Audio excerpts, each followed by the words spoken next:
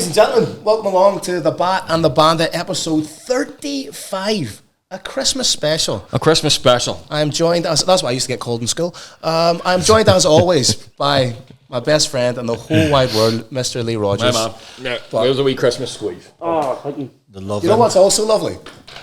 We're also joined by one of our best friends in the whole world, the great and powerful, the UFC's Mr.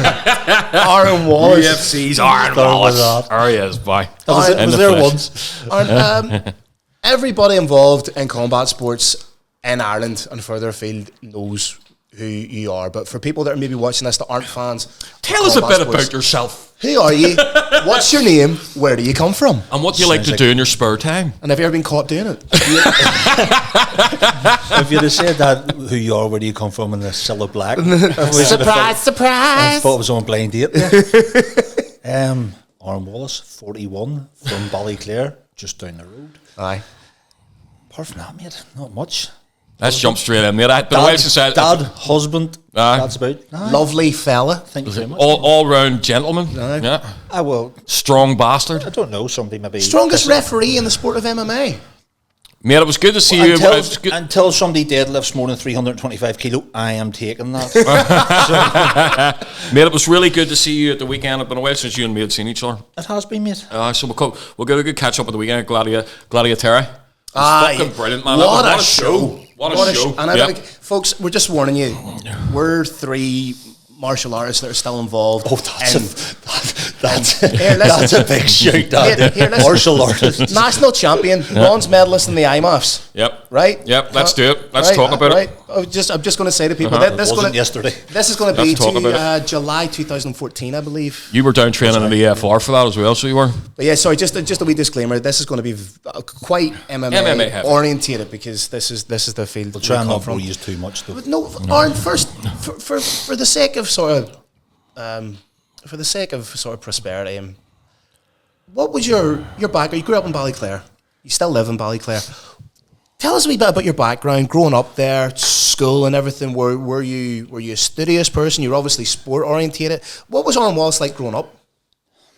As you say, sport orientated, mate. Never a football out of my hand, off my foot, before school, break time, lunch time, after school, home. Basically, mate. Educationally, what were you like? I used to be one of them ones, where like your teacher would have said, like, intelligent, but if he applied himself, he'd actually be quite smart. I think all three of us have heard that at some stage. One of them ones. I mean, I wasn't intellectually gifted by any stretch. I wasn't stupid either. But yeah. I wasn't the fact I had no interest in school. I was just preoccupied with. There's a difference. I just wanted to play football, and it was even when I went to high school, I was in nearly every sport team going because the more sports you played, the less time you spent in class. So, I mean, even I can't run for the life of me, and I even joined the cross country team because, like, 2-3 times a year, you get took up to Coleraine to run through a forest to get out of school. And you're out of school all day. And it took you that long in practice. You were away for half the fucking day. And I thought, like, really, a full day of school to run 3 miles, brilliant. But you played football. You say you're not a runner, but mate, you played football at a high level. Irish League level. Mate, to be fair, that's a lot higher than either of us have played. So but that there was also one of the spells, and that was as a goalkeeper, so it didn't really. You were like a cat. A goalkeeper and then as a centre forward. Again, but that was down to like Jack the old trades master and none. Yeah. Yes, you're preaching to the choir here, mate. Jack the old trades master and none, mate. Where did that love of football come from? Growing up, mate. I'm saying. I mean, I can. Was your dad all into it? Massively. Have you brothers and all? Have you? No, just you. Only child. Since fucking spoiled. Well, you could say it. is that rare anomaly that was an only child that's not a cunt? Aye. Do you know what I mean? You usually get only children. They're not syndrome. You're dead on, like. But so that no, always. That was just football growing up. That was literally it. That's all I ever wanted to be when I was growing up. Was football. And your dad was a massive. Obsessed fixture, even just in the scope of Northern Irish soccer. I think it was like he was an ever-present fixture whenever he took me to my first home international. That's why. And then I never, until my son was born, and what was that? So I would have been 4, 1988, and my son was born in 2011. until he was born, I didn't miss a Northern Ireland home international That's mad. from 88 to 2011. So 88, that's the year I was born. Did you go with him? Was it always you and him? Aye. That's fucking beautiful. always, but that was one of it, and then there was like over like even took like Rangers matches and stuff like that. You know, when you were younger, like because they were playing the Champions League game whenever they were actually. So there was you know what I mean? You But would it was go to more Glasgow and watch prestige. It was football. more. It was more like I've seen like Ajax, Juventus, AC Milan. It wasn't really like to go and like didn't really go to too many Scottish League games. Yeah. Was at an Old Firm once, but European nights over. You know, like that was the big ones. Do you mind if we've mentioned your dad there? Can we talk a wee bit about your dad, please? Wait a minute. Because your dad was for people that don't know, your father passed recently. 21st of September. Yeah. And I always have had this image of your dad as just this larger than life character who, if you played Tiddlywinks, as long as you tried your hardest at Tiddlywinks, he would have been so fucking proud of you, and he'd have been there with bells on. Yeah, that's rare, like, do you know what I mean, to have that. A Even lot of people don't have that. When I played football, growing up, you know, like from under 10 level. Yeah. And you were like mollusk playing fields every Saturday. And then the league changed and it was the Lisburn Youth League. I mean, that was every Saturday morning. It was up taking me thing, you were all around different pitches in Lisburn. Rain, hail, snow. Aye, he was there. I mean, and you're watching like under 10, under 11, under 13, 14. So it's football. not aesthetically pleasing It's not football. as if you're watching, you know, a prime prep Guardiola side. Yeah. Like, even though that bores the tits of me. Just Ticky-tacky football's not for you? No, mate. You take me back to 2005 Premier League anytime. My fondest memory of your dad, and I hope you don't mind me saying this, you were fighting on Clan Wars, and it was around Halloween. What year was this? Would have been about 2015, would have been? 2014. 2014. After the IMAF's Eye. It was, the show was on the 1st of November. Yes. So everybody was out. The Clan Wars show was on the Sunday. There was a bus So full. everybody was out for Halloween on the Saturday night, you know, in town or wherever. Aye. All fancy dress. And so the whole, basically, Ulster bus full, busload that came from Ballyclare that day, all came in fancy dress. I think there was the Three Stooges were there was a few Power Rangers. Braveheart was there. My I dad got went as hammered. Hulk Hogan. I was about to say, I got hammered in the Sporties, the Sportsman's Inn in Ballyclare after the show with Hulk Hogan. His dad dressed as Hulk, giving it the full Did he message. see the full message for him? Oh, your dad was a character actor, like. Running about sounding like Carlos Kramer. So What's happening, brother? But this is. I said to you because I didn't want to bring something up that you might not have wanted to talk about, but I love, and the same with you, Lee. I love talking to you guys about your fathers because your fathers were such ever-present fixtures. I didn't realise how fucking rare that was actually until later life. You know, you just don't have. Yeah. People just, I don't know, man. It's Even the dads that are present just seem to be not bothered, mate. The relationship you had with your dad and the relationship you had with your dad, it restores my faith a wee bit in sort of patriarchal figures. Yeah. So I just come in, obviously everybody knows I don't have a relationship with my dad, but knowing that because my biggest fear was if I ever became a father, I'd be like my dad and I'd be a terrible father. That's not going to happen. No, but you know what I mean? You have a latent fear in your He's head. having a child with him. Fuck's sake. He's going to have your way. I was just trying to pay you fucking compliments there, boys. But seeing the relationship, and then seeing the relationship you have with Riley, seeing the relationship you have with Isaac, it's it is a rarity, and it's lovely. I don't know about you, but I just wanted to fucking put heart and soul in it. I made a choice way back. Me and Isaac's mum aren't together, but I made a choice a way back saying that no matter what happened, no matter what I was doing, that I was going to make sure that I would drop everything if I got a chance to be with him, because I've just never been like this, thankfully. But women can be a bit manipulative that way. You know what I mean? And there's always that thought in your head going, if she knows what I'm going to do, which she's never been like this, but there is a thought in your head, maybe if she knows that I have plans, she's going to say that, you know what I mean? So I always said, no matter what plans I had, I was going to drop them to make sure that we all know. I went for him with a heart and a half, not raging or fucking annoyed, or I'm just going, do you know what I mean? Because we wanted them here, do you know what I mean? You know, we wanted them to be here, so there was always that thing where you have to just fucking grow up sometimes, Phil, and just stand up and do what you need to do. That's nice. That's nice. It's your first Christmas without your dad being here. Is that, you know, obviously it's going to be difficult, but how as a family, how are you?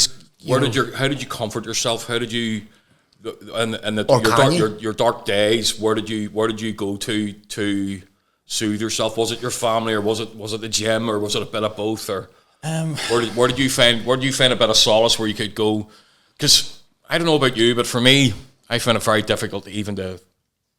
If he came in my head, I let him go out like a conveyor belt for the first few years. Really? Oh, I couldn't process it. I couldn't put it together. Mm-hmm.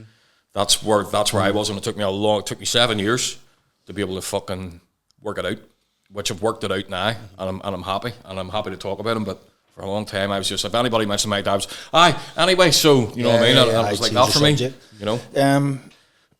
I was still training just when I can, but like even the weeks and stuff after he passed away, but I don't know, more so focused on, because I'm an only child, a lot of that, you know, would have fell on me, and obviously her and my dad have been together 45 years or whatever. So it's a lifetime. Aye. So it's more of it. No matter how hard it is for me, it's harder for her. Yeah, of course it was. And that was like not how I cope with it, because I mean, I openly admit he's been dead nearly be 3 months next Sunday, and that's fucking so new, isn't it? I've and with it, you know, many less I'm mad about, but I've cried every day for 3 months at some point. And is it out of nowhere? Could it be like it's just anything? Some triggers it? Okay. Like in the initial sort of like week or two after, it was on like when you woke up in the morning, your alarm went off, you get up for work, and you know you went downstairs, and for the first like couple of minutes of the morning, it was just normal morning. And then you'd have been standing in the kitchen, because I'm up early for work and everybody else is still sleeping. Like silent, you know, it's not as if I can stick a TV on and distract myself that way. Yeah. And it would have been more for the first like 3 or 4 minutes when you get up that morning, you just bounced out of bed, you went to the toilet, threw your clothes on, you went downstairs. It'd have been like maybe a cup of coffee or something, and then you'd have been just standing there, and then that was when I know realisation for that first like sort of 5 minutes of the morning. Not like it just wasn't, and then all of a sudden it was just boom. Yeah, it was back again, and that's been basically the same. It's more like triggers now. Yeah, you have 3 months, man. It's still a long road ahead of you. Yeah, of course. Of everything, you're going to feel it all. No, the first couple, it was sort of because there was a lot of firsts in it. So he passed away on the 21st September. Married on the 25th. Your birthday was when? It was his birthday on the 1st of October. It was my mum and dad's wedding anniversary on the 9th of October. And it was my birthday on the 15th. So within 3 weeks of his passing, he was buried. You had his birthday, my mum and dad's wedding anniversary. Shit, all at once. My birthday. A lot of them. 3, so there was a lot of firsts. And they're all very emotional. And then obviously you have Christmas coming, and then you'll have other things like my mum's birthday and then Father's Day and stuff like that. Father's Day was always my favourite day of the year. Yeah. Really? Oh, why? I couldn't really. Christmas, I'm not a massive fan of Christmas. For a few reasons. Okay. Different whenever, especially now kids are growing up. Like our youngest, 14. Yeah. It's not as if he believes in Santa anymore. And you know what I mean? It's sort of like what people say about the magic of Christmas is sort of really going, you know, he'll not even wake up early anymore. He'll probably get up about 10:30 or something, you know what I mean? But it was different whenever he was wee and you were putting stuff out for the reindeers and like you say, that's your interest in Christmas. You know that. Like I'm kind of having that this year. You know for that the first time in my life. Are you? Which is nice because sorry to interrupt you. My Courtney has 2 kids, a 3-year-old and a 10-year-old. So there's still that wee bit. Are you getting on great with them, are you? Oh mate, they're just two dotes. two beautiful wee girls that just have lovely wee souls. So that majesty of Christmas and that, you know, I find myself the only thing that I'm fucking raising about. So the present I've got her is from Santa. Aye. Oh, aye. 100%. What the fuck's that about? What do you hear what I done yesterday? Get used to it. So I was walking down through fucking the wee alleyway heading over to the car park yesterday, and Isaac's on his bike in front of me, and we were just talking about his bike, And he says, I sure Santa brought me this 4 years ago. I says, Daddy, fuck, it was me. Sure, you know it was. He was making a wee joke, you know what I mean? But there was a fucking woman and a wee girl walking up right before us. I never even fucking thought, because she glared at me. She went all the way around. I was like, shit. I was trying to sort of say stuff and all felt, no, Santa, I give Santa the money for it. Santa gave it to me to give to you. It was too fucking late. I think the wee girl was looking up at her going, what does he mean by that? You know what I mean? I give Santa the money for it. Fucking hell. Is that good one, is it? Aye. Talk to me about your Christmas Day plans. What do you do on Christmas Day, mate? Or what does Christmas look like this year for you? This year's obviously going to be slightly different because my dad done all the cooking. Did your dad do all the cooking? Was that his day to... Oh no, my dad done all the cooking anyway. Mum's the baker. What are you going to do? Mum was the baker, my dad was the chef. So what are you stepping up that this year? Are you we're actually going to getting out of the house fucking best way? My dad's sister. Lovely. Her and her husband, phenomenal cooks. Was that just something that sort of ran through that side of your dad's family? I don't know, but I mean, the food they make. What did your dad do? What I mean, like, what was his work ways and stuff like over the years? From when I was born, he was a barman. Yeah. Barman. So he had that fucking patter then, because you told me this before. He's a bit larger than life character. You would sit and have a conversation with your dad, and a half hour would pass in a blink. Pop a leg off a stool. That's fantastic. That's what I'm saying. That's that thing. He would, and I watched him do it with other people. He had this innate skill for making anyone in the room feel like his best mate. And that is such a lovely, genuine quality. That, and very much the same way you can as well. Obviously, then he had, whenever, I think it was 99 or so, that would have been like 14, 15, then he bought a bar in Turkey. Yeah. So he sold the bar in Ballyclare and bought a bar out there, so then it was... What bar did he have in Ballyclare? The Red Hand Bar. Fuck, was that his, was it? I was never in it. Fuck off, mate. Was I? I was never in it, oddly enough. The Red Hand Bar. Named after the brewery. Philip Knott. All right, happy days, right. And it was already called that whenever he bought it. No opinions allowed. Something like a breeze blocked on the face. But no, so you would have spent quite a bit of time then in Turkey, Christmas holidays, or like school holidays, summers and everything? I'd have went over, so I'd have finished school like sort of end of June, and then I'd have went out and spent a good few weeks in the summer, and then flew back to go back home to school. You speak a wee bit? Tiny wee bit. No, enough to get by? Chuck ass. Needs a little bit. You're not. And here, was it called Turkey when you were there? That's how the indigenous populace. That's how Turkish people say that's a fucking only popped up this last year to me. I've been to Turkey 3 times, mate. Never heard that in my fucking life. Turkey, Turkey. Fuck's sake. A wee bit of Turkish, like an order of food and say a few pleasantries, like ask somebody how they are and say hello. Although and thank you like if you go somewhere, and because we've travelled quite a bit together, not as much as we should, and hopefully that gets rectified in 2026. But anywhere which you go, my Irish passport's coming, Philip, too. Oh, you need the Irish passport. Like, yeah, you can don't travel anywhere. In the ra. It actually killed me. We were going. Where were Austria? Was this last year? Aye, we were going to do a show in Vienna. You held up, were you? Oh, mate. It meant nothing to him. But we were flying home. Vienna. We were flying home to 70. There we go. Flying home to Belfast via Krakow. Yes. And we landed in Poland, and there was Phil with his wee Irish passport. Down there's up the self checkout. River dancing through the fucking customs, was he? I'm standing in the queue in my UK one, and there he is. On as much as I love you, I'm away to get myself a coffee. I'll see you anything. I think I got both of his coffees. 45 minutes. I was in that queue. Yeah. Soul destroying. Here's me. Oh, mate.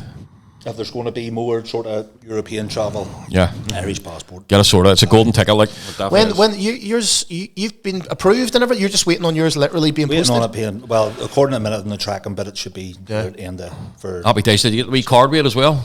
Did you go for that? Well, it hasn't come out yet. I don't know. No, but see, whenever you order your passport, you can get the wee. I never got that. The wee card came with mine. Did it? And it means that if you lose a passport, you can still fucking. Still a travel doc. No, I don't know if it comes out. Automatically. Right. I need it to tick a box or whatever. But it'll be coming out. Tell me this, Aaron. What are your first memories of mixed martial arts? When did you first sort of become? And I don't know this about you either. I think it's a good question to throw out there. When did you first become aware of mixed martial arts as this thing that we all love? Probably around. It must have been 2002, 2003. Right. When I was about 18. Big fella from Ballyclare worked, or every worked or hung about with Rodney Moore's brother. Right. Rodney. And Rodney was fighting on a show In the Europa? That was Davy Patterson's show, wasn't it? That was UFR. No, David No, I think that Parsons' was shows Tom were... Tom Lamont, Lamont's right. show. Davies Davies with the Ramble. Davies won the Ramble. Tom, Davy, and Rodney all started. But no, I think together, and then I think they went their separate nearly ways, didn't sure they? it was Tom Lamont's show because Rodney was actually the first time I ever Is that the seen Peter Duncan Slam show? Peter Duncan fought in that there. Chris Stringer, What a legend Chris Stringer is. Greg Loughran. Oh, Greg Loughran, fuck me. Hit me He the broke, hardest he, body bro- shot I've he ever broke hit my in fucking in nose, Sparn. you did, Yep. He broke my nose, sparn. Broke it, this fucking broke it. Huh? But my that was He was all- a good lad, though. So you'd have had fighting in them shows. Say you had Chris Stringer, Greg Loughran, Daniel Albarol, Oh, Danny Albarol, yeah. and then Rodney was the Headline. main event. Who was he fighting? Do you remember? A big Dutch fella who come walking out, big darker skinned Dutch fella who come walking out. Well, you can tell he's media trained now, can't you? Come walking out, and he come walking out with his hands like this, and honest to God, mate, I was like 2 shovels. So he said, I didn't want you to get you cancelled in my first ever. You fucking broke him, mate. Big guy. Darker skin. Didn't want to get you cancelled in my first appearance, you know what I mean? Yeah, we're Did on you- cancelable. Do you not know what? Did you go to it knowing what MMA was, or were you aware of the UFC before Oh, that? I Or was this your first exposure? I was mean, aware, like, but obviously, like, back in them days, that was even before like the Ultimate Fighter and all came out, so UFC was very, very... the Ultimate Fighter was 2005. The Aye, first so that was season, I even believe, that was you're talking 2-3 years before even the first Ultimate Fighter. And well, you were 10 years in the UFC by that stage, weren't So you? what we went was just yes, 93. basically 93. for a day out. It was always on a Sunday. So what we did was go to Europa, Yeah. watch the fights, have a few drinks, down and the then drink, head yeah. the beach club after. Yeah. Oh, the Beach Club. Fucking hell. There you go. Jesus. Show me age now. And that was before I started doing the door in there. But that was it. And then I'm nearly sure there was one of them shows, so they were always in a boxing ring, Yes. but then Rodney fought an American. Dean Lister. No. Dean Lister was a heel hook at cage contender, Yeah, wasn't it? correct. Yeah, in the King's Hall. In the Europa. And I'm Okay. nearly sure it was the first actual cage Would fight. that have been Johnny Burrows' show? Because I remember Johnny Burrows put on the first, as far as I'm aware, he put on the first Whoever cage was show. Up to the end, they were doing the 5-rope ring. It was... Wasn't it? Yeah, That's yeah. right. It was a 5, but that, and it was against, it was somebody like his nickname was like Mr. Wonderful or something like that there. Sounded like a WWE wrestler. Sorry, WWF in them days. That was Mr. Perfect you're thinking of? But no, the fella he Kurt Hennig? the fella he fought was Mr. something like Wonderful? Mr. Wonderful. That was Paul Orndorff, and that was, I'm nearly sure, the first actual sanctioned cage show, like MMA fight in a cage. I'm nearly sure Johnny Burrows had something to do Could with well it. have been. No, I think so. But that was on a Sunday. Yeah. That was what, and it was just basically we were out a wee bit of. Mate was like, here, my mate's brother's fighting here Sunday. Do you want to go? Were you going to those shows ever thinking to yourself, I'd fucking do that? Or were you going just for the day out? It's a day out. Few beers, bit of crack, watch a bit of violence, and then. How did you end up? What avenue led you down to then actually getting involved in the sport? I was still playing Irish League football time. 2011. And there was no back 2000. There was no MMA gyms anywhere near. I couldn't tell you even where one was. Jump Shot was obviously in Lisbon. I'm not even sure if Rodney had opened IMMA back then. EFR was there. EFR was there. But I didn't know anybody. It was the Institute of Mixed Martial Arts before it was affiliated with Next Next Gen, Gen, I believe. it was IMMA. Yes. Yeah. But I'm not even sure if it was open then. Rodney might have still been fit. It was even Progressive Combat. Then? Progressive Combat was Yeah. before 2010. And, That's right. So there was no, I didn't know where any gyms were. 2003, I hadn't even passed my driving test yet. So I couldn't even have got the one if I knew where one was. Voice hadn't broke. And, mate. You do cage fighting? What's up? Here, can it would I have been that, can I do that UFC? UFC. Did you do UFC? UFC, bro. But, so it didn't think, so that was, it was just a day out. Aye. And then it wasn't until 2010, 2011, as I say, I was still playing Irish League football at the time. And Who'd you play for? at that time, I was playing Championship for Glebe. Okay. Rangers, up in Ballymoney. They were in the league, the Championship, Yeah, league yeah. below like Glenfield and the Glens and all. But that was when Jamie Hamill and them boys opened the Bull Ring in Ballyclare. So it was just round the corner for me. So what happened was football training was always Tuesday, Thursday, match on the Saturday. So then what I started doing was, just because I watched the UFC and everything else, was just for a wee bit of extra, and because I liked it, I went on a Monday and Wednesday. Monday and Wednesday to the Bull Ring, done a wee bit. Peter Wilson, Peter Davies class? Peter Davies wasn't even there yet. It was Peter Was this down here in Larne? No, Ballyclare. Ballyclare. So they were doing that. That was an offshoot of EFR, wasn't it? At the time? No. Oh, the Bull Ring was a separate thing. That Yes, was that was after, because you went to the Bull Ring after or before IFS, didn't you? Yeah. Yes. Yes. Oh, fuck, that's you're going back a bit now. That's the same. You're back Right. 2011. Yeah, you forget you've accumulated a few years like. And so I was going up to the Bull Ring to do an MMA class Monday, Wednesday, football training Tuesday, Thursday, and then playing a match on the Saturday. So that was right, done that for like a couple of months. And then obviously football season finishes May sometime. And then you don't go back to pre-season until usually July. So you want to do something. So what I started doing then was I started going to the Bull Ring the 5 days a week. So Monday to Thursday and then a Saturday or Sunday. And then never went back to football. Aaron, why was it called the Bull Ring? Because it was in a cow shed.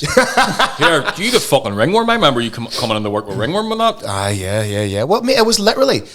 So Pete Wilson pulled up with a trailer. With the We mats. emptied the mats into the cattle shed. Hey, some boy. Our mascot was a peacock that hid in the rafters. Fuck me. You occasionally shat on you. Every so often, that's how your head movement got good. You were avoiding getting shat upon. But and then you packed the mats up, and now it was great in the summer. It was great in the summer, but if you got a fucking cold night in December or November, steel it was shed. and a Was it steel steel shed shed? with Corrugated the wind, iron roof. the wind, And it was blowing actually through it. colder inside it. It was like a chiller. It was colder inside than it was outside. For fuck's sake. You couldn't feel your toes. You were trying to kick pads. Everything shocking about. few If broken it really toes out rained, there. you had to avoid the far left corner Yes. because it flooded. So there was actually puddles on the mats. You had your water wings if there was a load of people I there. remember then it was getting renovated. Yeah. And That's what this prompted us all to move. but before that, I actually fought Magic Maciej Grzycki Grzycki, yeah. in the Ulster Hall in August, At what weight? middleweight. And what weight would you be now? I was 106 kilos this morning. 106 kilo, and that was 84 84 kilo at middleweight. So Fuck me, man. Magic and Arm were both fighting at 84. Magic went on to have a very successful pro career at 70 kilo. Fuck off, did he? Yeah, he knocked out Could you King cut to 77, do you think? Back then? No. Back then? No. No. You were just too a big? chance. No, I was skin and bone at 80. Were you? So that would have been fucking... Oh, I had to do like my last fight. I was middleweight as well, and I weighed in 83.5 kilo on the Saturday, and I was 91.5. When you walked in the cage? leaving the Leaving house to go to Fucking Ramada. There you go. But that fight with Magic, I remember it obviously it was in the summer. because And where did Danny McDonough disgraced himself that day. And where did I? He was on the wine. Was Danny shouting and getting on, was he? Hammered. Was he? And where did I train for that whole fight? On mats in Jamie Hamill's front garden. Is that right? Yes. Apart from sparring at EFR on a Sunday. When did you come up to EF? Because you come up Every for some of this. Sunday. You come up, but Every you ended Sunday. up coming up to a few of the sessions then as well during the week, didn't you? But that's whenever the Bull Ring was sort of Kind of closed again. For that fight with Magic, I trained basically 99% of the camp in Matla area in Jamie's front garden. I still have pictures of that. I think one of the pictures. I remember the pad holder. Danny McDonough was my pad holder, and I'm hitting, and you can just see him looking confused as fuck. Lefty. Well, you will know, Lee, as well, that not only is he left-handed southpaw, he is also the most awkward punching style. Oh, in the he's fucking... world. That's weird as fuck. He is the That's weird most as fuck. awkward, weird, annoying, I know. autistic person I've ever taken part He's, in. I love humor. he's fucking retarded, mate. It's as simple as that. You ever, It's like, as simple as when that. you're taking anybody else in pads, 1-2. I remember fucking... 1-2 cross bump, but you actually have to go jab. I sat with my pads for fucking about a week, knowing that I had to do pads with him. Yeah. In the house, fucking trying to work it out. Looking in the mirror, trying to figure it trying to work it out the other way around. Aye. Right, lads, I'm sorry. Right. Tell me about your first fight.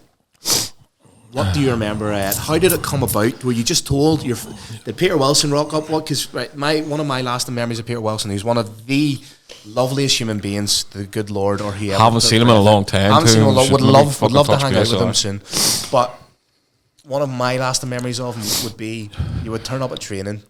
He'd be leaning against the wall of the cattle shed. Fuck us, lads. Finishing his fag and just be like, suppose we may fucking get these mats out.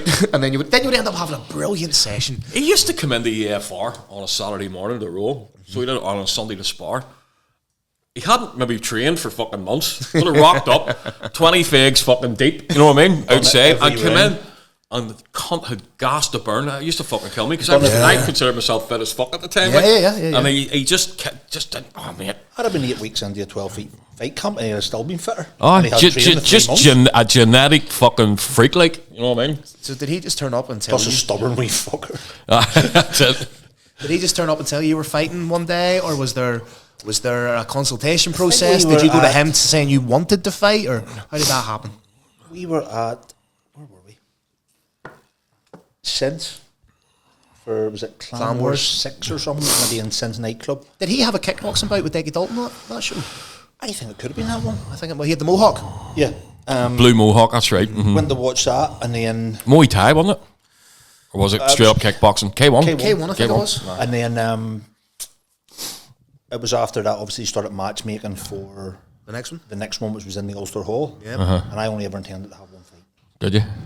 So I was going to do Ulster Hall was the closest thing I was ever going to have to UFC because obviously the setup in the Ulster was phenomenal. Beautiful. Look at you now, you can't. Phenomenal for fighting. You know, you have the cage in the middle, you have the seats on the floor, you have the balcony area right round, the stage seating. They had the bit where you walked out with the lights on, you're up the top of the steps. You know, like nearly like a way Pride used to be, where you were way up there. I was scared of falling down them. Oh, why? But because they weren't like. You're not the most graceful bastard in the world either. Like, you're not like. But they weren't twinkle toes. They weren't fixed stairs. They were wee blocks that they brought out and put down. Right, okay. So they moved. But I went, because that was all the big entrance. The lights went down. At the time, it was the biggest show in Ireland. The lights went down. The screens come on. You know, the flashing lights and everything else. The music, the walking. That was I was going to be one and done. That was the. What was your nerves like? Do you remember? Or were you calm, or was it? See, the process of a fight camp, I absolutely loved it. Yep. Didn't cutting weight and everything, didn't mind. Like, even for me to make middleweight, I had to do like a 24-hour fast of no food, no water, salt baths, saunas, whatever. Your water horrible, horrible. But I actually enjoyed. Fight day, I hate it. Did you? Aye. I was a bundle of nerves. I was eating fucking Imodium and Rennie and everything. And then as soon as one of them ones, like, they reflect, as soon as my walk-in music come on, I was grand. But I had been shitting myself. Right up to that. Bundle of nerves. Didn't want to speak to anybody. I'm just, terrible. But as soon as that Braveheart intro and then in the Tiesto Leith industry come on, that was me. It was grand. But up until that, I hated fight day. I sat there and wondered why I was doing it. Why am I choosing to do it? Why?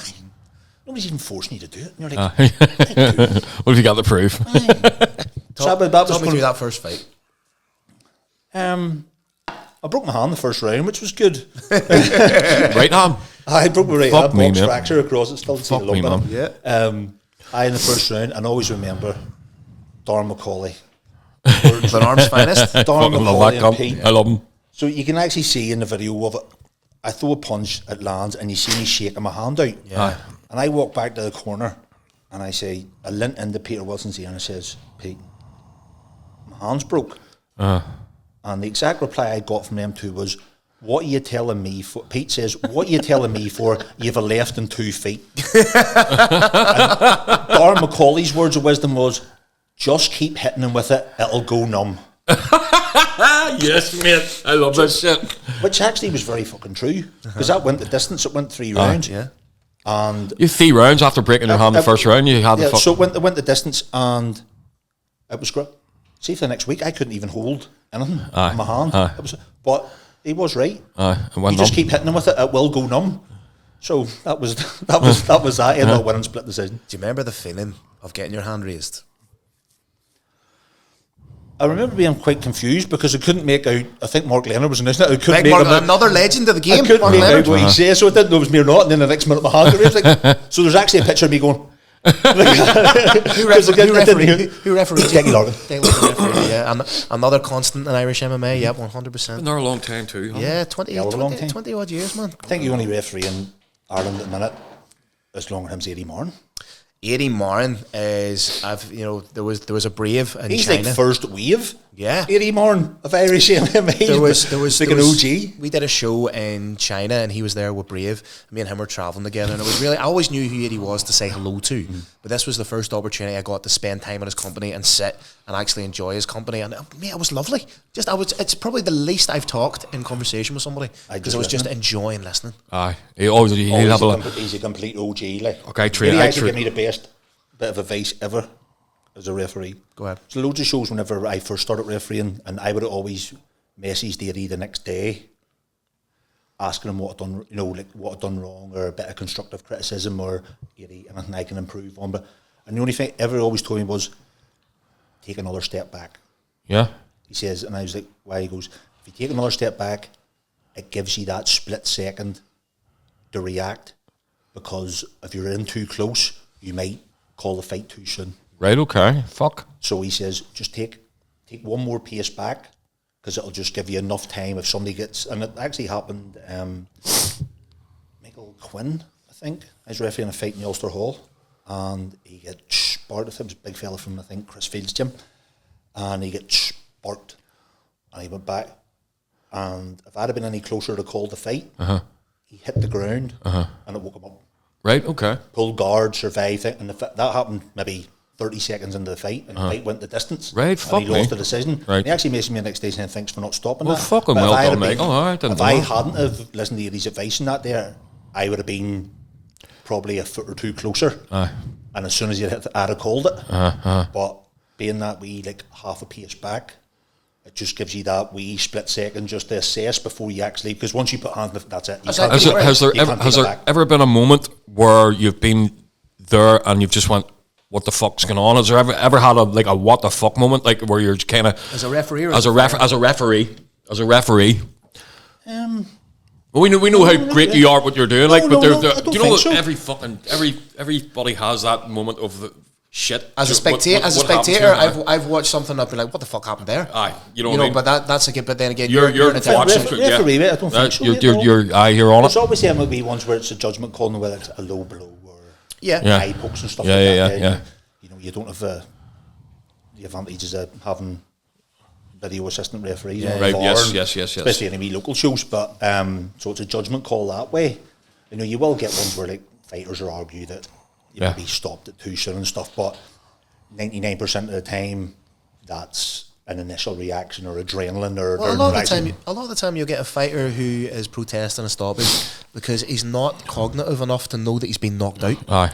So that happens a Remember lot. Big Garth McCormick trying to take me down once? Yes. He actually argued it, and then he actually messaged me the next day saying, mate, great call on that there, thanks for stopping that, you saved me there. Aye. He think it was you, though? He went out and he thought the fight was still going, he was trying to take me down on a Clan card. You never lose it. Beautiful defense, big man. Straw. Double unders and all. Hips right down. Double unders and all. Outstanding. And then, who else was Matty Frail? Yes, from Combat. He Derry. did Damien McGuigan. Yep. Got my spinning wheel kick. At Akuma. And when I went in to stop that, I had to ask Matty to give me my arm back. Is that right? He was trying to arm by it. He was trying to pull me under the arm, aye. But it's mad how instinct. That's another wonderful thing about MMA. When that happens, somebody could just be sparked out. But even in that moment of being foggy as fuck, the verge of being completely separated from You've drilled that much. They're still trying to go for an arm. They go revert the type to go for a double or something. You're grabbing onto a single leg or something. Yeah, that muscle memory. That's the beautiful thing about MMA is that there's no standing it as well. I love that. Yeah. You know what I mean? That protects. So that protects much. fucking. It's aesthetically, it looks worse, but scientifically, it's so much safer. Which I had to remind myself. I was in Austria at the end of October, right? Refereeing like a hybrid boxing. And see, because you're so drilled, and I've refereed thousands of MMA Watching fights, wee gloves, aye. Oh, somebody getting dropped. Aye. You were nearly on top of it, calling it. No, but having to remember to actually stand and count. Oh, actually, having to give somebody a stand to get 8 count to get back, not waiting and somebody jumping on top of you. Aye, fucking hell. What's your maddest memory as a fighter? Like whether it's a show or just something you've seen in MMA when your successful fighting career, where you're like, that's fucking mad, or you look back on it being like, I was a wee bit mad. Love how you've been involved in the sport for 15 years and Phil wants you to pick one moment at a I know. Hang on here. Next question, I'll come back to something peculiar, because I've one that actually involves you. But probably the most moment was Brave in Manham. I remember the night he done there was 2 actually happened that night, and the night he done the open weight. Mo Fakhreddin got to the final and nearly got decapitated against Azamat Mirzakhanov. What the fuck? What do you mean? Brave 29. He got caught with a big overhand. So it was an overhand, right? It was no uppercut. It was an uppercut, like against a shovel the cage, sort of upper. So it was a Brave open weight tournament. This was the second fight. Mo Fakhreddin? Yep. Aye. It was the second. He was the smallest man in the open weight tournament. So that he's a natural middleweight, right? And the rest of these guys were natural heavyweights, right? But I think it was a light heavyweight, wasn't he? Was fighting. Technically, he was a 200-pound light heavyweight. Aye. So he's a natural middleweight. He wins his first fight, but in the first fight, did he break his ankle? I think he done something. But he didn't tell anybody. He didn't tell anybody it was broke. No. So it's almost like a Warrior-esque type scene. He had the long hair at the time, so the hair is all over his face. It wasn't tied back or nothing. It's flat about. He's leaning against the cage. His ankle's gone, and he knows he's going to get knocked out, and he just calls the boy on. Yeah, just calls Azamat Mirzakhanov on. Holy fuck! Throws this like shovel sort of uppercut. The only way I could describe it is it was a fuck you uppercut. Is that right? Just walloped him. I've never seen anybody getting, and he just, for the love of him, just went. Yep. That was a hell of a fuck. He knew it was coming. What was that early on? When was that? Brave 29. That was a way to But go. I was judging. Yeah. And that same night was the fighter from KHK, remember, his compound fracture, his shin, literally in front of me. Right. I was sitting at the cage judging, and it was 2 feet. Did it come out? Was it out through the bone, out through the skin? Hussein and Matiz Zaharovs. Aye. He checked the kick. Yeah. And it just wrapped around. That was fucking hell. Zaharovs from. He was for Arlington at the time. Yeah, he was. He's with the SBG HQ now. Yeah. That was Fillmore Peters' gym. Yeah. Fucking hell. But he checked the kick, and his shin wrapped around it. And that was literally from me to Phil away. Yeah. I remember. Like, you just heard the crack. Yeah. I don't know if you. I'm going to say 2 words to you now, and you tell me the first thing that pops into your head. All right? Celtic Gladiator. There's a few things going on at Celtic Gladiator. I was single, modest show I've ever. Where was this? City West Hotel. February 2014. Right. Okay.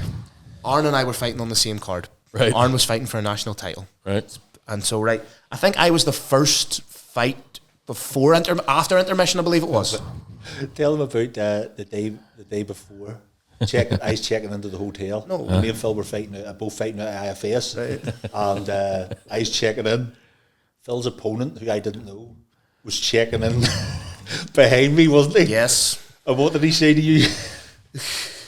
What was it? I hope he's not my fucking opponent. Because he seen me standing at IFS. I had a coat on, so you couldn't see my t-shirt, and he's seen IFS, and he's like, "There's no fucking way we're the same way." I was kind of like, "No, big lad, you're all right." But that was also the time we had to fill in medicals, like your medical form.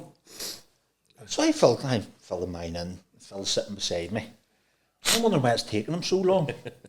I looks over, and you'd have swore it was a P4. Filling this in, honest to God.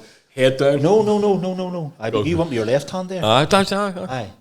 But Phil, in all his wisdom, all right. because he didn't want his opponent to know he was a southpaw. He was sitting beside me when we were doing the medicals, so he's doing his form. Trying to rate your form out with your right With his arm. right hand, so his opponent didn't know he was a lefty. Fuck me. So it took him about 20 minutes for a form, which should have took 30 seconds. I had mad cramp leg. And he was like this. Had the tongue out and all, so I was doing it. big letters, all spaced out and all. And it was just like, my God, he was, what do you do? It's just, He wouldn't even have fucking noticed, would he? I don't know. Listen, I was about 25 at the time. I think it was either my first or second fight. I was shitting my kids. but not only that there. Celtic Gladiator at that time was, I think it was Polish ones. Lads, yeah. Now, I was meant to fight after intermission. Yes. And so I was warmed up and all, ready to go. Next thing, a boy walks past me. I thought it was a javelin, right? This massive pole. Go ahead, Aaron. It was a stripper pole. It was the finals. They held in the middle of the cage during the interval. They erected a pole and had the Irish pole dancing finals. Get the fuck in the cage. So I'm standing there ready to go while Shanique was fucking twerking it for dollars. Yep. And not only that there, so I was fighting for a title and warming up. Through one of the sponsors was like a cheesecake place. Oh yeah. And they decided, being, I don't know who came up with the bright idea, that these girls were going to walk about with slices of cheesecake, giving them out in stockings and suspenders and high heels. I didn't say I just saw the cheesecake. Yeah, I'm warming up for a title fight. They're in the changing room. Oh, for fuck's stockings, sake. suspenders, heights with slices of cheesecake. Fuck me, and you're like, what the fuck? While the rest of them's outside twerking around a fucking pole in the middle of the thing. I'm like, what's going on here? How'd that fight go? Well, that's an interesting one because I would need to check Tapology or Sherdog or something how I actually won that fight, because when you watch it back in the video, it finished at 45 seconds, but it's whether it was TKO, maybe a referee stoppage, whether it was TKO sort of submission due to him tapping, or a corner stoppage because they threw the towel in. It all happened at the same time. Right, what you're forgetting to mention is, so you've hit him one of the cleanest leg kicks I've seen anybody hit any. Was it your first shot of the fight? No, it was a few wee fronts. So Felix, you walloped in this leg kick. Picture perfect. Right. He goes down, he's tapping. As he's tapping, Aaron comes in. Swagger's over top, I'm like landing a couple of bits of ground and pound. So as the referee's coming in to stop it, I'm boom, boom, boom. He's tapping, and as he's tapping, the corner through the towel in. So whenever you watch it back, the thing, I don't actually know. I went down as a TKO, but I don't know if it was due to the towel coming in, the strikes, or him tapping. So it was one of the three. Would that be your proudest moment as a competitor, or would it be your bronze medal that you got in the IMAFs in 2014? In terms of performance, probably in terms of like how I fought, yes, probably the Celtic Gladiator one, because even though it was only 45, he didn't land a punch. No, there was no. I was like, like flow state's a bit thing, but it was one of them ones where I was. No, but it's true. I was I wasn't nervous. Yeah, it was one of them ones where like sometimes you can be a bit of a slow starter. It takes you a wee while to find. It was like one of them ones where I found my range literally immediately. As soon as he went fight, I went in, stepped in, jabbed him, and he didn't land a punch. Right. It was like, here's another jab, here's a 1-2, here's a wee teep to the leg, here's a 1-2 leg kick, lift him up, boom, boom, boom. Didn't get hit. So performance wise, probably that one. Plus, it was the most comfortable I ever felt inside a cage. Right. Just like, oh, here we go. It's like sparring. Bronze, more so stage, like the bronze medal at the World Championship, simply because that was the first time off. So I was the first. That's historic. The first, and it was in Vegas. But so obviously now the IMAFs move about. They've had them in Bahrain, they've had them all over the place now. But that's when it was in Vegas. It was under the UFC banner. It was in a UFC-sized octagon. Yeah. There was like Mario Yamasaki give the rules meeting and all. You know what I mean? It was more so. After that, obviously, the IMAFs moved away from it, but it was International Fight Week. Yeah. It was in Vegas. You know, everybody was there. There was a massive UFC on at the same time. For people that may not necessarily know, I've explained to you about the IMAFs. The IMAFs are essentially the Olympics of amateur mixed martial arts because it doesn't have Olympic recognition. This was the inaugural World Championship. Such a buzz about it. Celebrate their 10th anniversary last year. They go from strength to strength. Some like UFC World Champions and won the IMAFs. How did the press treat you whenever you came home with that medal? and stuff. Fuck off. Fucking this fucking country is shit at supporting fucking people that do well. I finished second in Ballyclare Sports Personality of the Year that year. Aye. Ballyclare. Ballyclare Sports second, mate. Who was first? Exactly.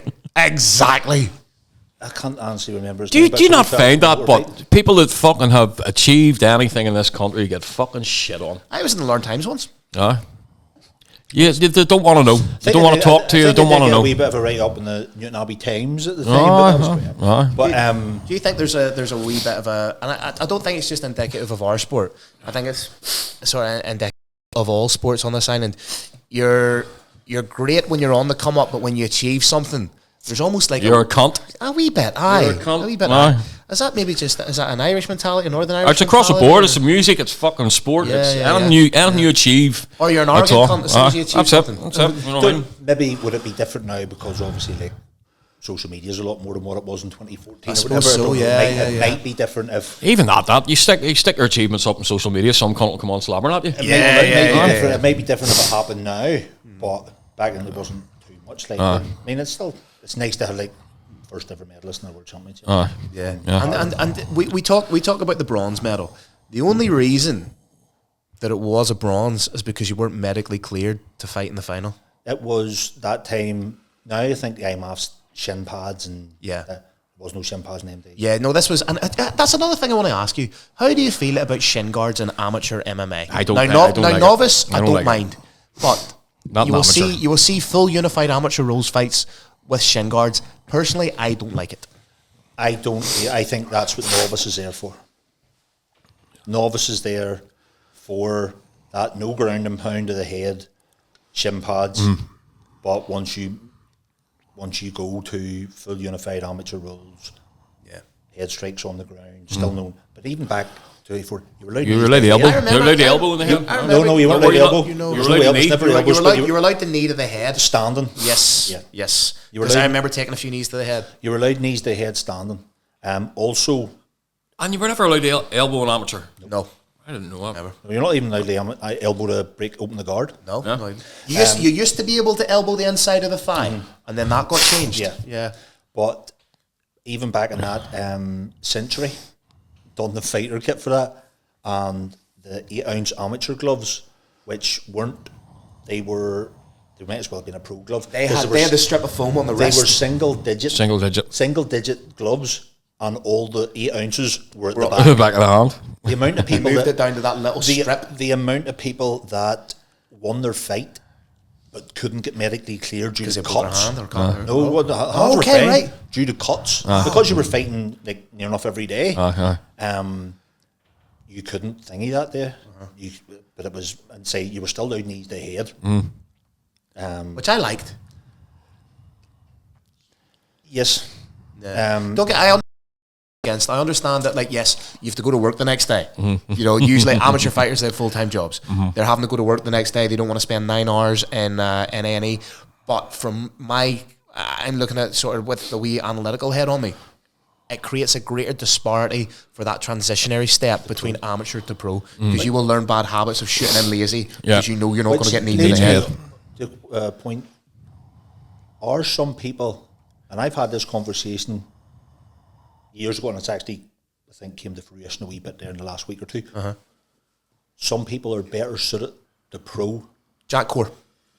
Yeah. Me and Danny spoke about that there. I referee. You thinking the same person as well? I had a conversation with Danny about this here.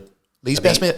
Maybe about 18 months, a year ago, whenever I refereed one of Jack's amateur fights. And me and Danny had a conversation after it, and I was like, Danny, he'd be like better. Now, Jack was a good amateur, but I think he's a better pro. 100%. Simply for the fact he's a gas tank on him. He's 5 minutes to work, but his striking. He's a technician. Amateur held him back because he didn't have the tools. He didn't have the elbow. He didn't have the knee. They could pop right in the middle. Whereas strikers, I think, are better suited to pro. Grapplers are better suited to amateur. Well, there's a good shot. And the reason why I think grapplers are better suited to amateur, one, they don't have to worry about getting a needle of face shooting in. Correct. And because it's a 3-minute round, if they score a takedown, they've less time they need to pin somebody down to win a round. Now, the only good thing is now under the revision of the scoring criteria. Now, back in the day, if you're an amateur fighter, 3-minute rounds, you could get your fuck beat in for 2 minutes 30.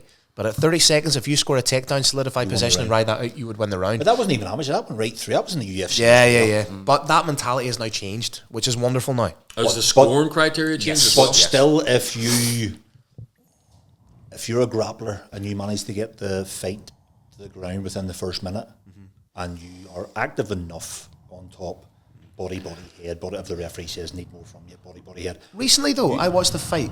That ethos got changed completely. I think it was Joyota and Almeida and Volkov. Volkov got taken down. And again, it was body, head, but he was landing elbows from the bottom. Well, if you're active from the bottom, Yeah. what? I'll make sure you can't land elbows from the bottom. Correct, So, correct, yeah. What, you're not slaps on the side of the head, you're not. Yeah, they're going to be inconsequential. If somebody's sitting in half guard or side control for 2.5, you're still going to win the round. Whereas I think a striker probably more suited the pro. A grappler probably suits them better off having amateur. So you're not eating a knee on the way in. You can be a wee bit sloppier with your takedown without facing the consequences of it. You can pin somebody up against the cage without eating an elbow to the side of the head. So It breeds bad habits, though, if somebody wants to make that transitionary step, but that's just my But then you can't have elbow. Then you can't really. If you were, you can't legislate for that. No, because if you were bringing elbows in the amateur, then the only difference would be 3 to 5 minute rounds. Yeah. And nobody's getting paid as an amateur to get an elbow in the face. No, 100%. Aaron, the most thankless task of anybody in any sport is that of a referee. So why? What made you want to become a referee? I started refereeing before I finished fight. Simply for the fact that I was obviously, because I came into MMA a bit late. What age were you? I was like 26, 27 for my first fight. So, well, But that was commonplace at the time, though. late compared to now. That second generation of guys. The second generation of guys are training like athletes, but in between training, we were fucking about taking drugs and fucking drinking and all, and then going and training when you. Do you know what I mean? Yeah. But these kids that are now, they're like committed, mate, and I like to see that. Ben Harding, for example. Yeah, I like to see that. They're pros right from First time. Doing 2 days. Yeah. And their social media fucking stuff and all brilliant, isn't it? Like all these wee lads are all able to fucking ramp it up on social media, and it's good to see. Me getting into refereeing was, I wanted to still be involved in the sport without getting punched in the face. There you go. Which was basically, I mean, why did you get into commentating? I wanted to stay involved in the sport I loved. Without getting punched in the face? Without getting punched. Well, I tell you what, some fighters, if they don't agree with what I say sometimes, I'll catch you stray. But here, you more are like two a straight DM rather than you are two boys that have carved out a career for yourselves without having to fight. I think that's fucking admirable as fuck. Like, I've said that to you many a time. Like, you know what I mean? It's pretty thankless, but I love refereeing. I know you do. Like, I really do. Like, and I don't know why. Yeah. Because you say, if you do a good job, you're invisible. Very few congratulate you for it, but if you make a fuck up, everybody remembers you. Do you know what I've seen a few times? And this speaks to just how fucking good a referee you are. On first glance, people will be lambasting you. I remember a Hamzat Maiev fight in Bahrain. People were shouting, this is back before downward elbows were legal, and they were shouting, that's an illegal elbow, that's an illegal elbow. You were getting called all sorts by people. Because he was fighting it out, I was getting obviously lambasted by half the fucking Middle East. So in the that's not a good place to get lambasted, mate. You know what I mean? In the replay, you can see he created the most subtle of arcs as he was throwing the elbow. It was like a 1 to 7. Making it perfectly legal. Okay. But on first view to the layperson, that's a downward elbow. From that angle there, it's coming straight down. How you caught that? It was whenever they then stopped it and slowed it right down. If you put a perpendicular line, you can see the trajectory. The elbow didn't go like this; it went like that. Okay, yeah. So I say varying degrees. Like literally, it wasn't a 12 to 6; it was a 1 to 7. But you know, cunt came to you and says, "Sorry, mate, we were wronger." Just says, "That's all right." No, nor do you ever look for that. Do you know what I mean? But that's all right. If you were going to expect that, there, you would never referee because it's not fair enough. You may get something like promoters will come up to you after and say, "Great job, good job, But it's fair. You know, you're not. You don't do it for getting praise from No. I fucking loved watching you on Sunday. It's been a while. That's the longest I've stayed at a show there. So it is. And you still didn't make it, Liam. I still didn't make it. Here, he did 18 fights. I was very proud of him. Thanks, mate. But I'm cognizant of the fact we've talked for about an hour or so here, so cognizant of the fact I don't want to keep you too long, but we have to. I think you are the first Irish, Northern Irish, whatever you want to call it, official to work a UFC outside of Europe. Yeah. Would I be correct in saying that? You're the statistician, Philip. I think if you're telling me that, I will believe you. Yeah. I think I'm. Whenever it comes to me needing facts, stats, figures, and the figures from the world of MMA, you're like my encyclopedia. So if you tell me that's true, then I will believe you. I think you are. I think I'd be a fool to say you're wrong because you'll end up proving me right. I'll be open to criticism or being corrected on that, but I think you are. Well fucking done. Mm-hmm. We need to put that into context, mate. You were part of UFC Qatar, and as your friend more than your colleague or anything like that, I was more proud. See how many photographs of you come up in our wee group chat, mate, that night on the fucking screen. The fact was, but see with that, people were like DMing me and saying to me, "Fuck's sake, big man, smiling and all." Like, no, you're not allowed. You're not there to be on camera. Yeah. You're there to do a job. You know, you're not there to like. You're on concentration. You're not there to go, "Hi, mum." Yeah. You know, whenever you see us, you're there to work. Essentially, you're not meant to walk out of the cage smiling with the fight. You know what I mean? It's the fighter that's the centre of attention, not you. But everybody's like, "Fuck's sake, smiling on." Like, whether I do know of a bit of a resting bitch face when I'm refereeing, like, but that's my work face. You know what I mean? So can we talk about Ian Gary? Far away. You said a wee moment. I was, because obviously like I've refereed Ian Gary fought in clan wars and stuff like that there. I called his first ever back amateur in the thing. I actually remember a conversation me and Ian Gary had whenever he turned pro. Ian Machado Gary, sorry. Whenever he turned pro, and we were chatting just on the DMs whenever on Instagram, and I says, "Well, mate, congratulations turning pro.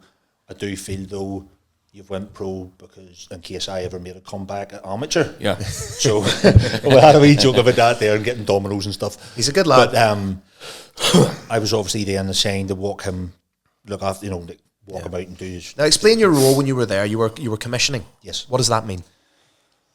You're there. It's like making sure everyone's above board. So you're there, hand wraps, like an invigilator. Hand wraps. Yeah, you're an inspector. Yeah. So you're like hand wraps, gloves, nails. Yeah. Food, fighter kit. You're giving them. Everybody gets assigned. So their gloves are there. They've obviously tried them on previously. They're there with their name on them. Well, you told me about the gloves. You're not allowed to use previous gloves. You can warm up, yeah, in whatever gloves you want. But the gloves you're given, the gloves you're given, that's the ones you have to wear. Right. You can't, for sentimental reasons, you can't wear the gloves you wore in your last victory or your debut or something. Or your debut or anything like that. No, you can't wear this. It's the gloves assigned, barcoded for that event, are the ones you have to wear. Right. So basically, you go in, you get your assignments for a thing. So I had like big Brazilian fighter Horiguchi, and then beautiful pronunciation, Ian Gary. So then it was like, you win the fighter, introduce yourself. I'll be your inspector, like walking you know, explain mouthpiece, cup. Say check your nails, basically go through this is going to happen, walking out, blah blah blah. Then you speak to a corner man, about etiquette and stuff like that. That you're going to be mic'd up, so please watch your language and don't say fuck or bugger. Aye, no matter what language you're in, please don't be swearing. You're mic'd up, you're on camera, it's live. Just wee things like that there, and then as I say, expecting fit, and then whenever it gets cold, then you're walking with them. So basically, you're in the changing room with them, and I walked in and. He got within the said he'd I'd be introduced himself. I walked in, he was on the mat, and he was like, "What the fuck are you doing here?" Good to see you too, mate. Then he bounced up and we just having a chat. I let him, Ian will come back, because he was there obviously a good wee bit before his fight. I says, "I'll be back round." I brought him his food and stuff like that, because they have it all packed up. So they can't bring their own food or anything like that. They're, what you get handed in a pack, so you have water, bananas, whatever else, hydration stuff. That's your, there's your food, there's your gloves, warm up whatever gloves you want, these are the gloves you must wear going out to fight. Right. Stuff like that there. So then get their hands wrapped, you inspect, sign your hands wrapped off. whenever it gets closer time, they're putting their gloves on, taped up, signing their gloves off. And it wasn't nice. We like whenever I was signing, I had to obviously, I think he was blue corner, blue tape on. So he made us sign your gloves off, and he can walk on over thing. He puts hands out, sign the gloves, and he just went, "Look how far we've gone." Not big small. I was just like, fucking hell. a bit weird, like two lads Marland out in Qatar. You know what I mean? But a boy from Swords and a boy from Ballyclare. But it was it's quite interesting actually when you're in the change room, because unlike most coach fighter thing, Ian's he picks his own. Yeah. He's very in charge of his own. He picks his the coaches. He likes to train various places and with the. So he had, is it Diego Lima? Yeah. Brazilian coach from Shoot the Box. Strout, this pub man, and then he had Hathaway. There was Johnny Hathaway, great fighter too. Was it Henry Hooft? Was it not a striking coach? No, Strout was there. Okay, I thought Hooft was there. Sorry, no. My mistake. Strout with the pigtails, and so. But usually, like whenever I was in Horcrux, Mike Brown, ATT's head coach. Yeah. Former WC champion. Aye. So it was very like, we're going to do this, it was very coach-led warm-up bit. Ian Gary's whole warm-up. Fire-led. Yeah. Put the small mitts on. I want to work on this. Stick a Muay Thai pads on. I want body kicks. And probably kicks. in fluent Portuguese as well. Well, this was mostly Strout done all his striking. Okay. Dylan was just there, like sort of observing. But I was mad that there, straight in English, and then Portuguese, no talking, just fluent. Speaks fluent Portuguese, and I mean completely. Obviously, yeah. With his wife being Brazilian and stuff like that, thing. But he's just immersed himself in the language and the culture and all that much living out in Brazil. Yeah, he speaks fluent, and it's just speaking to one coach in English, boom, straight into Portuguese, English, Portuguese. Fucking hell. Just but. What was very, very interesting was his whole warm-up was fighter-led. Yeah, which isn't the norm at he all. decided, he was like, what do you do now? No, I'm down, just sat, chilled, a couple minutes, and then we'll do a wee bit of this, or then the next minute was the Hathaway, I want to work against something I think Bilal's going to do this, so I want to work on this. Yeah. His takedown defense was incredible in that fight. But it was more as a fighter IQ. Mm-hmm. Yeah, he's a very, very smart. I know a lot of people maybe don't like him because they think he's arrogant or. But you have to be confident as a fighter. That's what I would say. Yes, is he maybe a toucher? Yes, but he's an exceptionally good fucking fighter. Arrogance to me is confidence without backing it up. Yeah. He's confident because the majority of stuff he said he's going to do, 90% I'll say he has done. Now you're always going to say, most times you're going to say, I'm going to knock him out. Yeah. But when you're fighting somebody who 6 months ago was you champion, you may say you're going to knock him out. You can't then, if you win a comfortable decision, well, sure, he said he was going to knock him out. But this is a fighter who 6 months ago was welterweight champion. That brings it. That's another conversation about MMA fandom. I say unequivocally, MMA fandom is probably some of the most toxic in all the sport.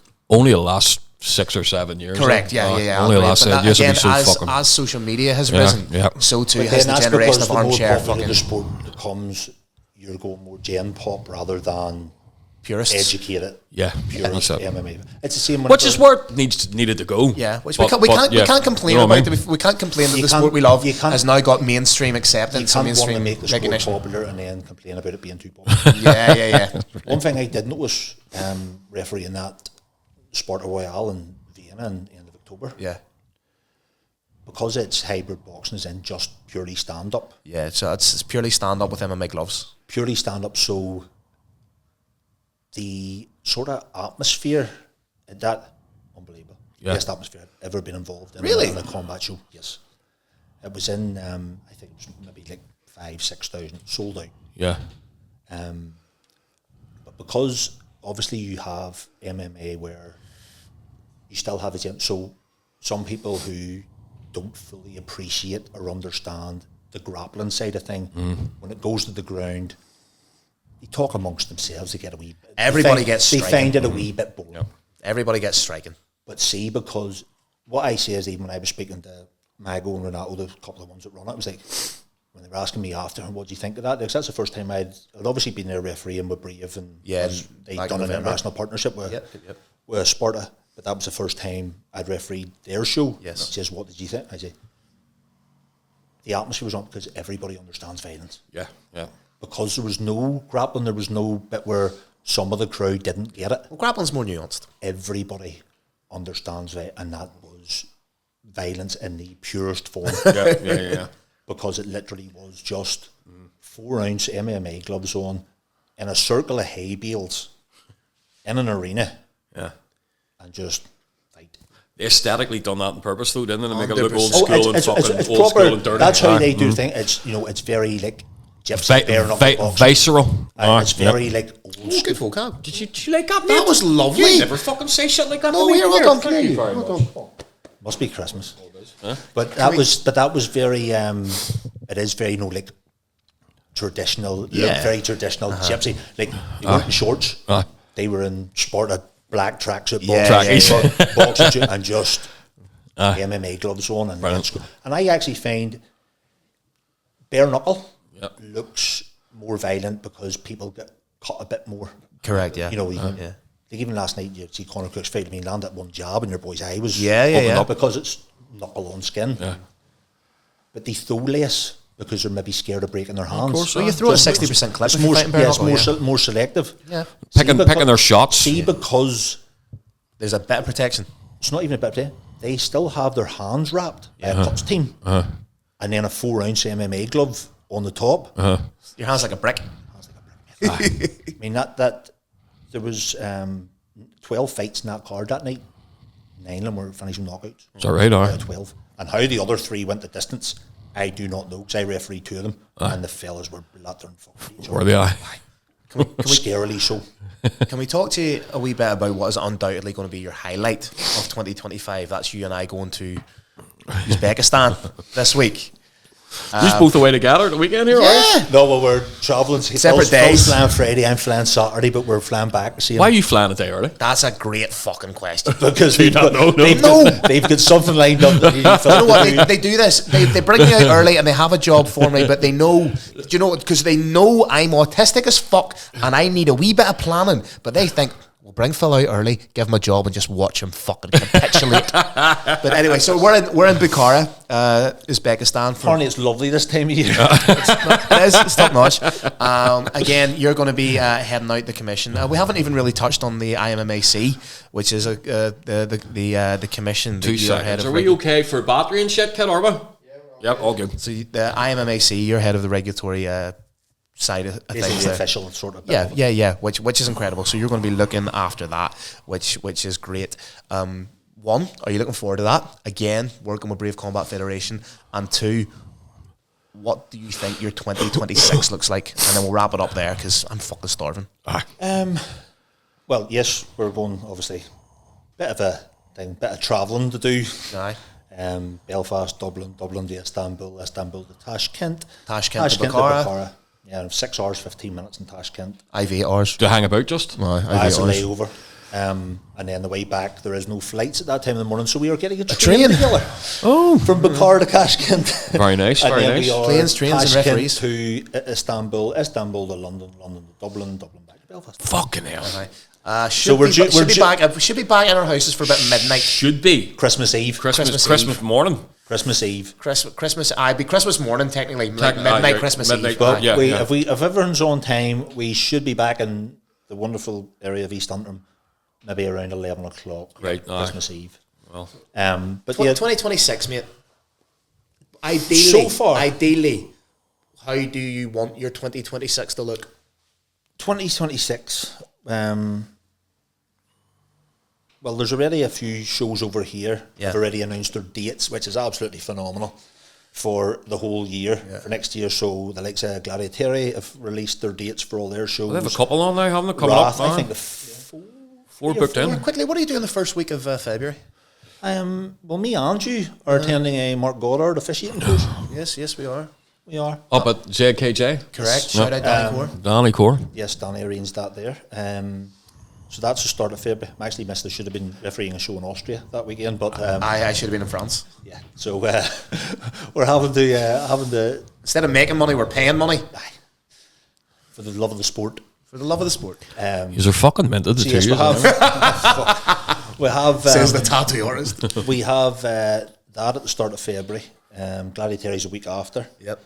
Pretty full on March not for me personally because I don't obviously look after all the shows. But March, for Irish MMA is mad. There's now I think one's fell off, so there's six Yep. shows in 8 weeks. The all female shows. And not even 6 shows in 8 weeks in Ireland. Yep. 6 shows in 8 weeks in Northern Ireland. Oh shit! Right, okay. Aye, that's not even counting one of the ones down south because Elite Fighting Championship, they have their show on the 7th. In Cork, by Aye, they have their show on the 7th. So if you counted that, it would be 7 shows in 9 weeks in Ireland. Yeah. There's 6 in 8 weeks in There you up go. in the north alone. But you're going to be kept busy.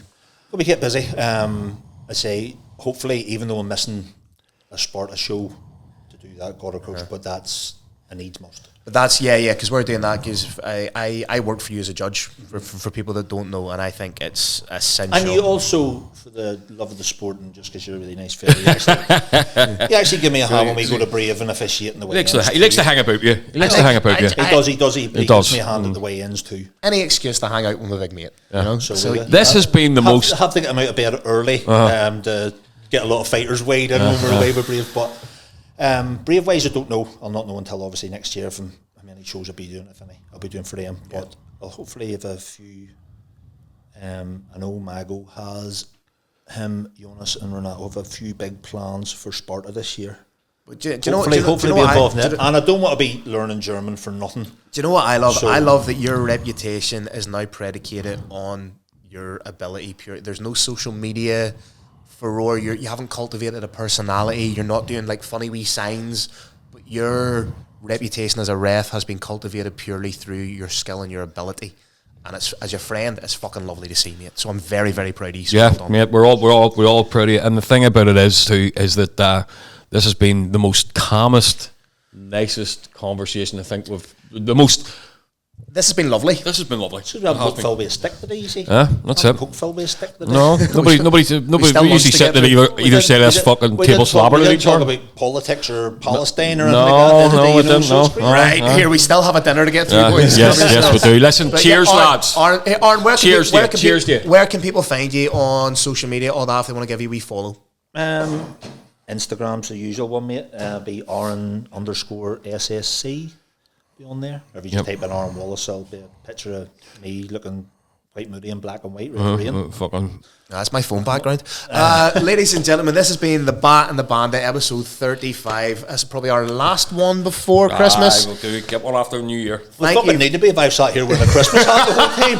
Thank you very much, as always, from myself, my best friend in the whole wide world, Mr. Lee Rogers, our best friend in the whole wide world, Mr. Aaron Wallace. Thank you very much. Take care. God bless. Bye-bye.